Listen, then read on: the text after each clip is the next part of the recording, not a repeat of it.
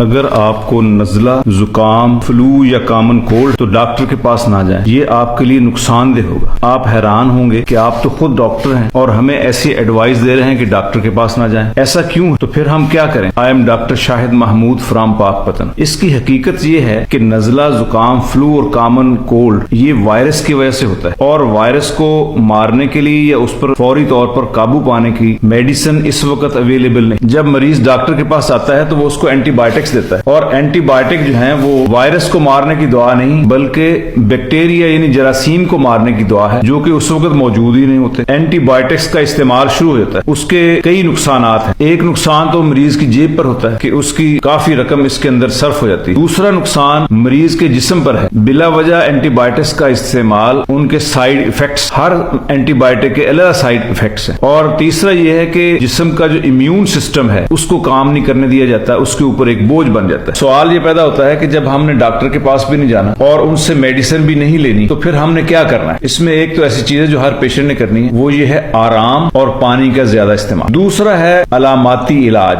جس کو سمپٹومیٹک ٹریٹمنٹ کہتے ہیں، جو تکالیف اس سے ہو رہی ہیں ان کا علاج۔ اس میں سب سے پہلے جو وہ ہے درد اور بخار۔ اس کی عام میڈیسن ہے پیراسٹامال، بونسٹان، بروفن، یا اس کی ہربل میڈیسن بھی لی جا سکتی ہیں جو بخار کو روکتی ہیں، بخار روک وغیرہ ہے، وہ ہم استعمال کریں۔ دوسری چیز ہے وہ چھینکیں، نزلہ، زکام اور کھانسی۔ اس کے لیے اینٹی الرجک یا اینٹی ہسٹامین یہ بہت ساری اویلیبل ہے، ان میں کچھ پرانی بھی ہیں لیکن ان کے سائیڈ ایفیکٹس ہیں کہ ان سے نیند بہت آتی ہے، جیسے ایول یا کھانسی کے شربت، ان میں بھی پرانی جو اینٹی الرجک ہیں اور پرانی اینٹی ہسٹامین ہیں وہ ہوتی ہیں، جس کی وجہ سے مریض کو نیند بہت زیادہ آتی ہے۔ پھر اس کے بعد جو جدید ہیں جیسے لوریٹیڈین ہے، ایبیسٹن، فیکسوفیناڈین، یہ استعمال ہو سکتی ہیں۔ اس کے ساتھ نزلے، زکام، کھانسی اور چھینکوں کے لیے ہربل میڈیسن، اس میں ایک بڑی اچھی دوائی ہے حب شفا۔ وہ گولیاں جیسے آپ کھاتے جائیں گے فوراً آپ کا نزلہ جو کم ہو جائے گا اور اکثر ختم بھی ہو جاتا ہے۔ اور اس کے ساتھ ایک بڑا مشہور شربت ہے توت سیاہ، یہ بھی گلے کے لیے اور نزلے کے لیے بہت اچھا ہے۔ گلے کی خراش کے لیے ڈاکٹری میں ڈسپرین کے غرارے ہیں، ڈسپرین کی ایک گولی 1 کپ گرم پانی میں ڈالیں اور اس کے غرارے کریں۔ اس کے علاوہ ہربل میڈیسنز بھی ہیں جیسے ملٹھی ہے، سونف، الائچی، ادرک، ان کو ہم چبا بھی سکتے ہیں، چوس بھی سکتے ہیں، ان کا قہوہ بھی بنا کر پیا جا سکتا ہے۔ اس کے علاوہ جوشاندے جو ہے نا وہ کروڈ فارم میں ہوتے ہیں، اپنی اصلی فارم میں یا جوہر ہوتے ہیں، تو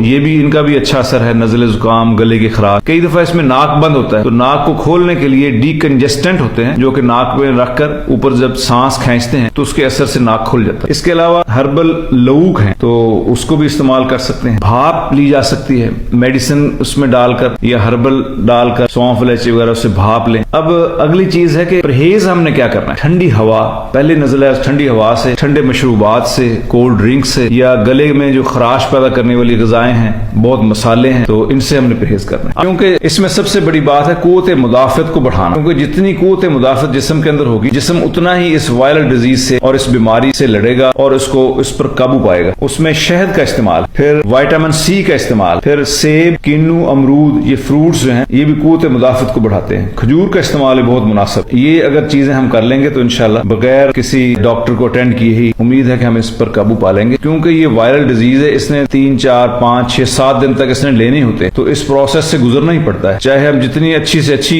اینٹی بایوٹک استعمال کر لیں، ان کا اول تو ان کا اثر ہی کوئی نہیں سوائے بوجھ کے۔ تو جب ایک چیز ایسی ہے جو وائرل ہے اور اس کی خاص ٹریٹمنٹ بھی ڈاکٹری کے اندر موجود نہیں، تو پھر ہمیں الٹرنیٹ کے اوپر اور سمپٹومیٹک ٹریٹمنٹ ہی کرنی پڑتی ہے۔ لیکن اگر بخار بہت تیز ہے، طبیعت بہت زیادہ خراب اور کمزور ہو رہی ہے، سانس کی تکلیف ہو رہی ہے اور طبیعت دن بدن اور لہجہ بلہجہ بگڑتی جا رہی ہے، اس صورت میں ڈاکٹر سے رابطہ کرنا بہت ضروری ہے۔ Thanks for watching. اللہ حافظ۔